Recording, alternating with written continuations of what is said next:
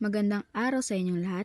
Ako nga pala si Hannah Grace E. De La Torre at ang aking tatalakayin ang ika-4 na kabanata ng El Filibusterismo na pinamagatang si Cabezang Tales.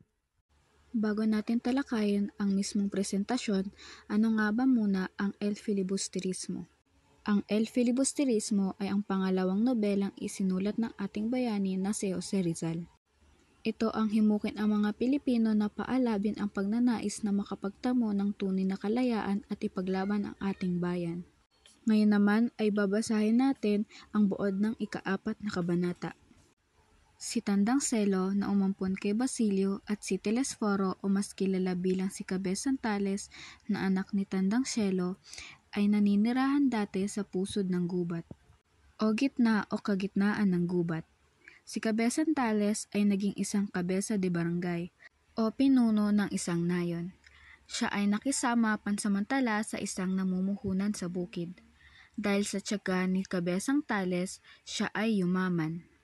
Nang nakaipon siya ng kaunti, hiniwan o nilinis nila ang gubat sa may hangganan ng bayan na ipinagtanang niya ay walang may-ari at ginawang tubuhan. Nang umunlad ang bukid, ito'y inangkin ng mga prayle. Hindi ito binawi kay Cabezang Tales ngunit pinagbayad naman sila ng buwis na 20 o 30 piso. Pumayag si Tales hanggang sa tumaas na tumaas ang singil at siya'y ginawang kabesa o taga-kolekta ng buwis. Kapag may hindi nagbabayad, siya ang tumutubos nito at dahil dito siya ay nalugi. Tumutol o hindi pumayag si Tales nang itinaas ang upa sa 2 piso at sinabi niya na hanggang walang makapaghukay at makakapag-araro sa lupa niya ng dugo at nawala ng asawa at anak, hindi niya ito ibibigay.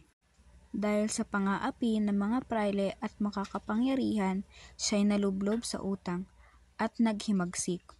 Hindi na nakapag-aral si Julie at hindi rin natubos si Tano sa hukbo ng pagkagwardya sibil. Nakidnap si Tales at hiningian ng 500 piso kapalit ng kanyang paglaya. Ibinenta na nila Julie at Tandang Celo ang lahat ng kagamitan ngunit hindi pa rin ito sapat kaya't namasukan si Julie o huli kay Hermana Pensyang at maglingkod bilang utusan.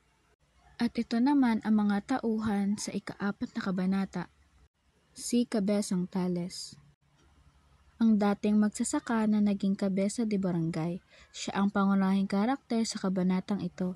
Isa siyang masipag at matyagang tao na naghahangad ng magandang buhay para sa kanyang pamilya. Dahil sa kanyang sipag at tiyaga, nagpayaman siya ngunit naunsyami dahil sa pang-aabuso ng mga prayle.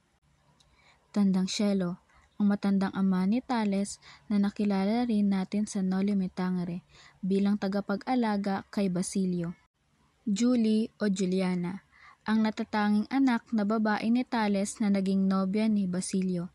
Sa kabanatang ito, siya ay nagpakita ng matinding pagsisakripisyo para sa kanyang ama.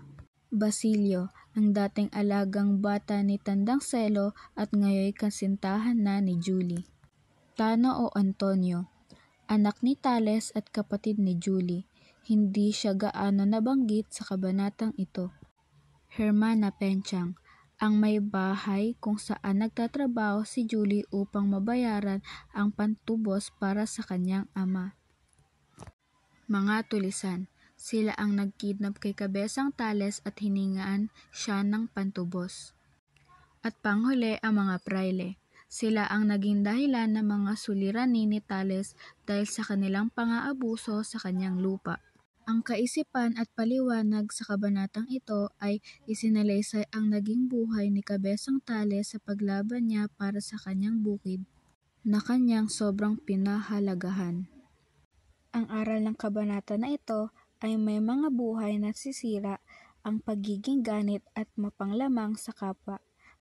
Katulad ng kwento ni Cabezang Tales na nagsusumikap ngunit pinagbagsak ng makasariling interes ng mga prayle. Yun lamang po at maraming salamat sa pakikinig.